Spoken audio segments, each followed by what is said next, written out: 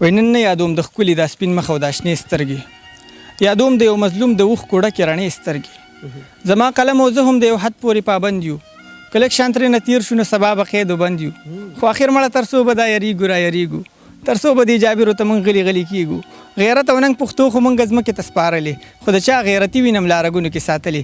اخر خو به کوو د مشرانو دا عادت، هر ظالم جابر ته خپه نه را بغاوت. څه ښکلې ازادي ته څوک رښتیا ویلی نه شي، دلته کې یو څوک مو خپل حق غوښتلی نه شي. زما د قام بچي ګورې د لوږې نه مړه کېږي، پښتانه دي جړا نه کړي خو له ډېر درده جړېږي. موږ تیار خواره نه یو ګټو یې په خپلو لاسو، سهار نه تر ماښامه به خوله ځان نه وباسو. خو مړه کار چېرته دی، روزګار چېرته دی، زما د خوار ولس غمونو له غمخوار چېرته دی.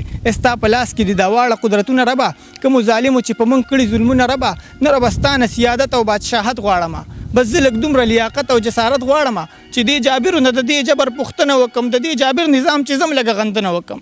زما بچی د ډوډۍ سوال کړي هر کوڅه کې ګرځي، ستا مست بچی به د شرابو په نشه کې ګرځي. قسم پرې خورم چې دا تاسو خوارزار کو وطن، موږ خو وږي ګرځو، تاسو قرضدار کو وطن. د ملک په قرض خو لندن کې تا بنګلې واخیستې، د دې نهرو په پیسو تا جزیرې واخیستې.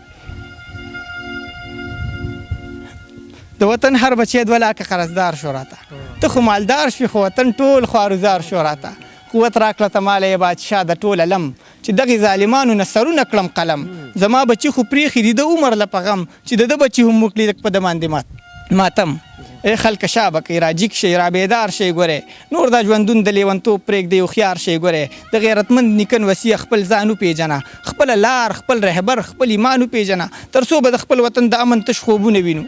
په ویښه خو موږ د ماکې وینو بمونه وینو، په سمه لار به شي هوښیار به شي بیدار به شي. خو د ماکو دا پښتونخوا د امن ښار به شي، خو حاضره په قبر به یې جنډه ستا ودرولي وي، بیا پویه به شي خو په موږ بیا خاورې دربولي وي.